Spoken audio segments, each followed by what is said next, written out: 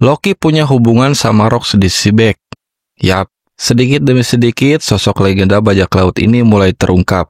Seabeck adalah kapten bajak laut Rox, bajak laut gila yang krunya isinya monster semua. Dido, Big Mom, Shirohige, Shiki, pokoknya geng neraka deh. Nah, yang bikin penasaran, kenapa Loki bisa punya hubungan khusus sama Seabeck di masa lalu? Langsung aja, kita bahas spoiler lengkap terbaru One Piece chapter 1145. Tanpa basa-basi, kita lanjut ke isi chapternya.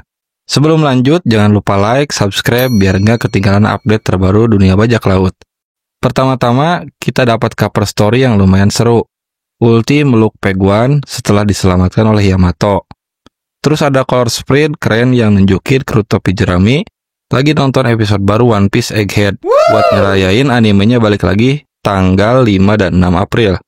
Mantap banget. Tapi itu baru pemanasan. Cerita utama kali ini makin dalam dan makin misterius. Jadi cerita dimulai di Underworld. Zoro, Sanji, dan Goldberg lagi berburu hewan buat makanannya Loki. Nah, di sini kita diperkenalin sama perisai unik Goldberg yang bisa ngomong. Namanya Ness. Dan ternyata dia adalah Homie yang lahir dari perang besar Winter Solstice 63 tahun yang lalu melawan Big Mom. Wah, makin banyak nih barang-barang aneh di dunia One Piece. Sementara itu, Loki lagi ngobrol serius sama kru Luffy. Dia ngebocorin soal kedatangan Ksatria Suci. Tapi anehnya, dia gak ngasih tahu lokasi Shanks. Mungkin karena Loki belum sepenuhnya bebas. Luffy yang emang doyan makan, maksa Loki buat nyobain makanannya hasil buruan yang udah dimasak Sanji. Malah Loki ngamuk gara-gara makanannya masih panas. "Apa kau coba membunuhku?" kata Loki. Ya, khas Luffy banget, selalu santai meskipun lagi di situasi serius. Nah, di sini Loki nanya ke Luffy, kenapa ingin ketemu Akagami lagi? Dari obrolan ini, Loki mulai sadar kalau dia juga punya seseorang yang dia kagumi.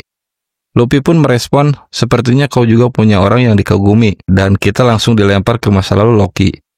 Dari flashback ini, kita lihat kalau Loki kecil pernah bertemu langsung sama Rox di Seabeck. Seorang bajak laut yang bikin Roger dan Garp sampai harus bekerja sama buat ngalahin dia. Loki kecil waktu itu so jago dan nantang Seabeck. Tapi Seabeck cuma ngegas. "Gua gak ada urusan sama bocah nakal," kata Seabeck. Ya, miris banget nasib Loki. Udah ditolak Lola, ditolak penduduk Elbap. Sekarang ditolak Seabeck juga buat jadi krunya. Nggak cuma ditolak, Loki malah kena hajar sampai pedang tertancap di badannya. Whitebird sampai turun tangan buat negur Seabeck karena kebrutalan ini. Kita balik ke masa sekarang, Loki ternyata kagum berat sama Seabeck. Sama kayak Luffy mengagumi Shanks.